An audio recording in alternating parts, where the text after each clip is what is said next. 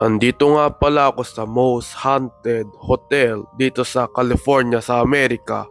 Madami daw ng mga kababalaghan na nangyayari dito sa hotel na to, kaya pinuntahan ko para malaman natin kung totoo ba ang mga sinasabi nila.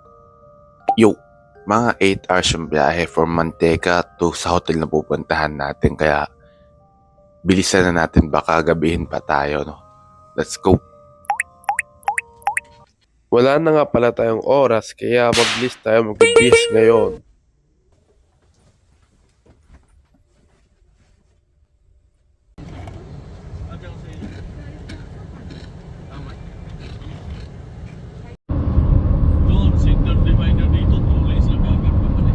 Ang California State nga pala ay isang kasinlaki ng isang bansa, katulad ng Japan, magkasinlaki sila, kaya ang biyahe ay mahabaan. Kainin kita ng Doritos, sabi niya.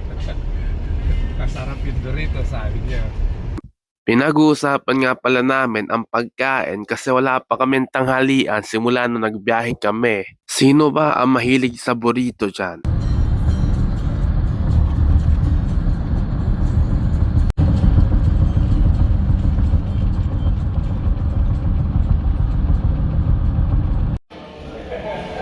Kailangan nila ng password pagpapasok ko.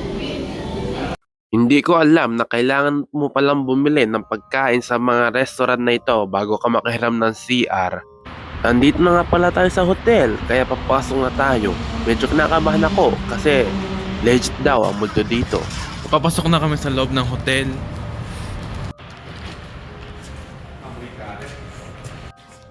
Naka-online checking na pala, kaya diretso na kami sa loob ng kwarto. Mga pa nga pala itong hinhila ko, ako nakanito.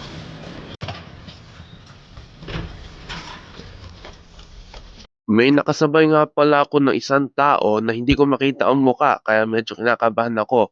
Tapos paglabas ko pa, ganito ang makikita mo sa daan.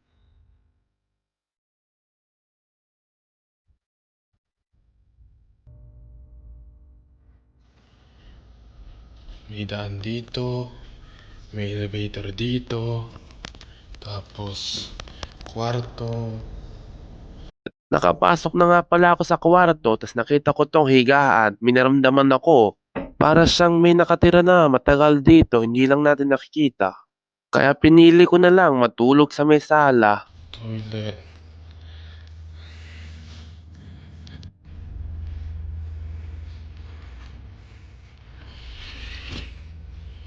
Wala ba kayo nakikita sa loob ng sasakyan?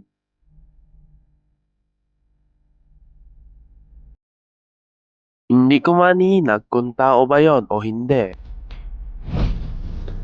Sa sobrang takot ko, nag-dive na lang ako. Ngayon ko lang nakita ang video na to. Nung naliligo ako, nakalak ang pinto. Sino kaya ang nag-video na ito? Lumabas nga pala ako ng kwarto para bumili ng pagkain. Tapos pagkalabas ko, may mga ganitong towel.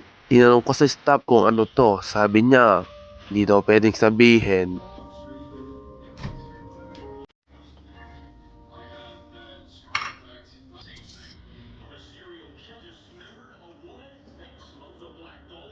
May tumatakbo sa taas. Tinanong ko yung staff. Wala naman daw tao.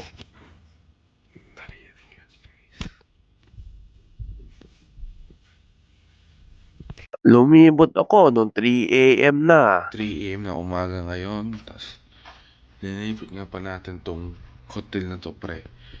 Habang naglalakad ako, may naririnig ako na tao na tumatakbo sa likod ko. Narinig mo yan? May narinig ako, ano yan?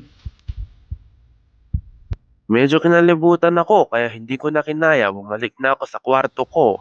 Tapos nag-meditating na lang para kumalma ako. Tapos sinasabi ko sa sarili ko na hindi totoo yun, mga naririnig mo. Guni-guni mo lang yon.